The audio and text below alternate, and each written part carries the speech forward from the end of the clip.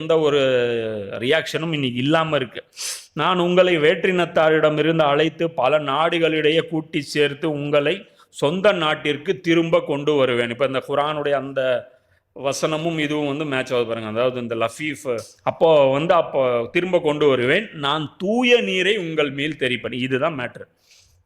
நீங்கள் உங்கள் எல்லா அழுக்கிலிருந்தும் தூய்மை அடைவீர்கள், உங்கள் எல்லா சிலை வழிபாட்டு தீட்டையும் நான் அகற்றி விடுவேன்.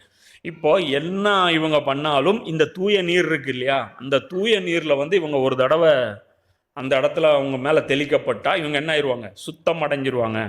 இந்த தூய நீர் என்ன அப்படின்னா, இதுதான் அந்த சிகப்பு மாடுகளை வந்து பலி கொடுத்து அதோடைய இறைச்சியை எல்லாத்தையுமே எடுத்து எரித்து அதை சாம்பலாக்கி அதை வந்து தண்ணியில் கலந்து அதில் வந்து இந்த புனித அந்த அந்த பாதிரியார்கள் இருக்காங்களே அவங்கள வந்து தெளிச்சு விடுறது. இந்த தெளிச்சு விடுறது அப்புறம் வந்து அல்லக்ஸா அந்த காம்பவுண்டில் வந்து இது இப்போ இத்தனை நாள் தொழுகை நடக்குது இல்லையா, அதெல்லாம் ஷிர்க் இவங்களுடைய பார்வையில், அது வேறு தெய்வத்துடைய வழிபாடு நடக்குது. அப்போ அதெல்லாம் வந்து அப்புறப்படுத்திட்டு அந்த இடத்துல வந்து தூய்மை பண்ணுவாங்க. தூய்மை பண்ணிவிட்டு அப்புறம் புதுசாக ஒரு ஆலயம் வந்து இவங்க கட்ட போகிறாங்க. நான் உங்களுக்கு புதிய இதயத்தை அருள்வேன், புதிய ஆவியை உங்களுக்கு. அப்போ புது மனுஷங்களாக இவங்க மாற போகிறாங்க இந்த சடங்கு செஞ்சதுக்கப்புறம்.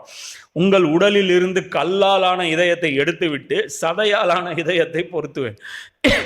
அது வரைக்கும் கல் நெஞ்சமாக இருப்பானுங்களாம். அதுக்கப்புறம் ரொம்ப அந்த வில்லன் வந்து நல்ல கேரக்டர் மாறிடுவானா. என் ஆவியை உங்களுக்கு புகுத்துவேன். அப்போ ரூஹ் வந்து மறுபடியும் எல்லாம் வந்து ஊதுவான். என் நியமங்களை கடைபிடிக்கவும் என் நீதி நெறிகளை கவனமாக செயல்படுத்தவும் செய்வேன்.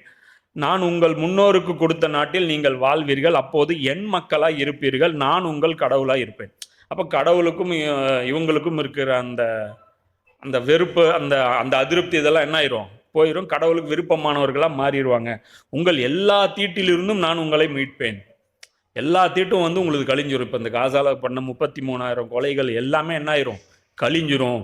இதுக்கு முன்னாடி எத்தனை அப்பாவிகளுடைய நிலத்தை அபகரிச்சாங்க, இது எதுவுமே வந்து பாவத்தில் வராது அப்படின்னு சொல்லி இதில் வருது. அப்போ வந்து தானியம் முளைக்க செய்து அதை மிகுதியாக விளைய செய்வேன், உங்கள் மேல் பஞ்சம் வரவிட மாட்டேன் அப்படின்னு சொல்லிட்டு இப்போ இதில் வந்து பார்த்தீங்கன்னா இப்போ இதுதான் விஷயம். அது அப்போ அந்த தீட்டு கழிக்கிறதுக்கான ஒரு ப்ராசஸுக்காக தான் இதை வச்சுருக்காங்க. அப்போ இதை சுற்றி இவங்க என்னென்னலாம் நடக்க வேண்டியது இருக்குது அப்படின்னு பார்க்கும்போது அல்லக்ஸா வந்து இடிச்சிட்டு அந்த இடத்துல தான் இந்த 3ஆம் கோயில் வந்து கட்டுவாங்க. ஏன்னா அதுதான் அந்த இடம், அந்த டெம்பிள் மவுண்ட்டு தான் அவங்க என்ன சொல்கிறாங்க, அதுதான் வந்து அது நாம் கூட சொல்லியிருந்தோம், அல்லக்ஸாங்கிறது அந்த டோட்டல் காம்பவுண்டுன்னு. அப்போ சில பேர் வந்து அதை கிண்டல்லாம் பண்ணாங்க, அந்த காம்பவுண்டு கிடையாது.